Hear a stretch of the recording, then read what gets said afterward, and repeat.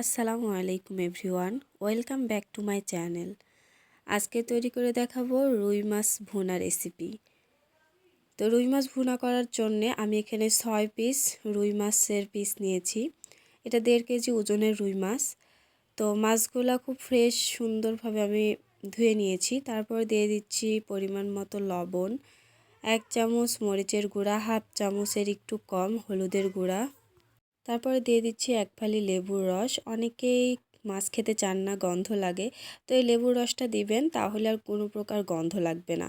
তো মশলাগুলো মাছের সঙ্গে খুব ভালোভাবে মিশিয়ে আমি এটাকে 10 মিনিট রেস্টে রেখে দেব। তো 10 মিনিট পর ফ্রাই প্যানে তেল গরম করার পরে আমি সব মাছগুলো এক এক করে দিয়ে দিচ্ছি।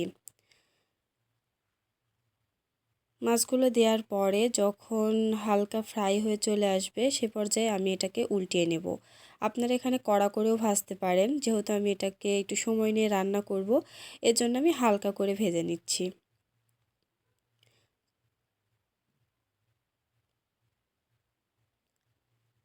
তো সবগুলো মাছ উল্টিয়ে দেওয়ার পরে দেখুন আমার ভাজা হয়ে গেছে। এখন আমি একটা একটা করে মাছগুলো তুলে নেব। তো মাছগুলো দেখে কিন্তু বোঝাই যাচ্ছে আমি খুব বেশি কড়া করে ভাজিনি, আপনারা চাইলে কড়া করে ভাজতে পারেন। তারপরে আমি সেম তেলে এখানে দিয়ে দিচ্ছি হাফ কাপ পেঁয়াজ কুচি। পেঁয়াজটা আমি এটাকে বেরেস্তা করে নেব। তো খুব সুন্দরভাবে নেড়ে চেড়ে এটাকে আমি মিডিয়াম আঁচে বেরেস্তা করে নেব। তো পেঁয়াজ বেরেস্তা যখন হয়ে যাবে এখানে আমি হাফ কাপের মতো দিয়ে দিব পেঁয়াজ বাটা।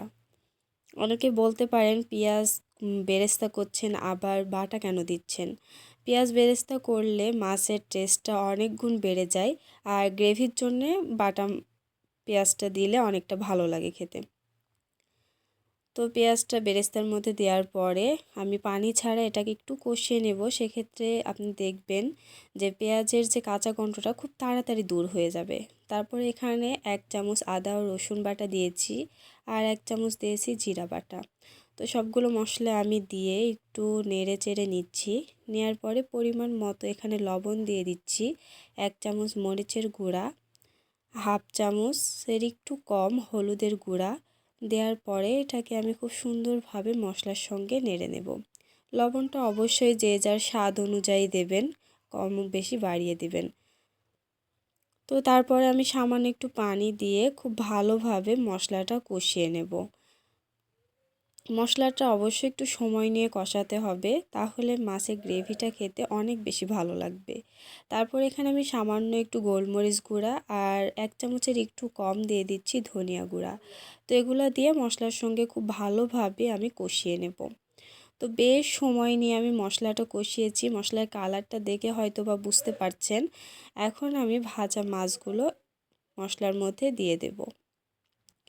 তো মশলার মধ্যে দেওয়ার পরে আমি এটাকে উল্টিয়ে পাল্টিয়ে মশলার সঙ্গে মাছটা খুব ভালোভাবে নেড়ে নেব। তো যারা নতুন রাঁধুনি আছেন, মাছ অনেক সময় ভেঙে যায়, তারা একটা কাজ করতে পারেন যে 2 ধরে একটু নাড়িয়ে নেবেন, সেক্ষেত্রেও হবে। তো এটা হালকা খানিক কষানো হয়ে গেলে আমি এখানে দিয়ে দিচ্ছি পরিমাণ মতো পানি। পানিটা বুঝে দেবেন, এটা মাছটা একেবারে ডুবেও যাবে না, একেবারে ভেসেও থাকবে না। হাফ ডুবে থাকবে, হাফ ভেসে থাকবে, এরকম যে যতটুকু ঝোল খেতে পছন্দ করেন সে অনুযায়ী দিলেও হবে, কোনো প্রবলেম নেই। তারপরে এটাকে আমি যখন ফুটে উঠবে তখন আমি আরও একবার উল্টিয়ে দেব।